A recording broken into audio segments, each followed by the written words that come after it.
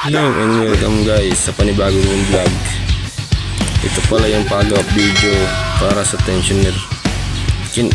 Itong tensioner na to is ito yung original na tensioner.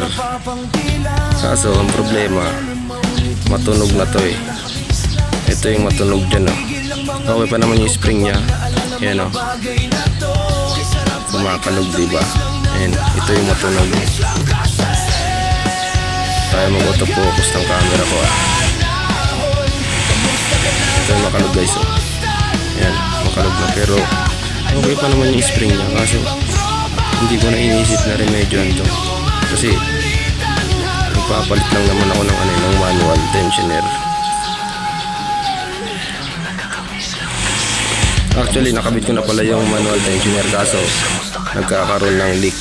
Ito, nilagyan ko siya ng DIY gasket.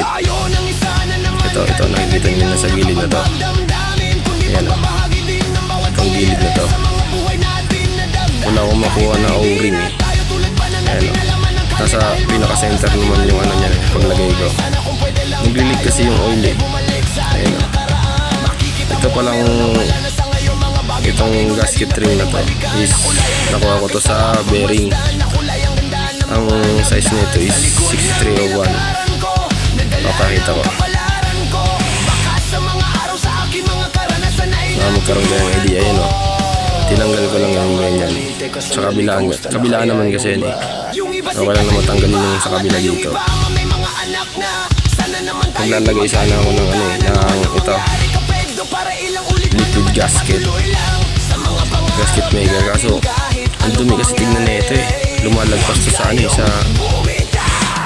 sa tawag doon sa dinugtungan eh. Kaso ngayon hindi ko siya gagamitin kasi nakakawa naman kasi ako ng ganito. Ayan o, pinigit ko lang pala to ng super glue. Okay naman to, kahit super glue lang okay naman yan. Kakabit natin yan dyan o. So tensioner mo okay, papakita ko lang sa inyo. Nagpalit pala ako ng ng bolt na nagpalit pala ako ng bolt na stainless. Ayan stainless kasi mabibilog itong itong tawag doon stock bolt. Kita ko ayan kung makikita nyo yung mga gasgas na yung gilid. Kaya mag-auto-focus ah. Ang hirap naman.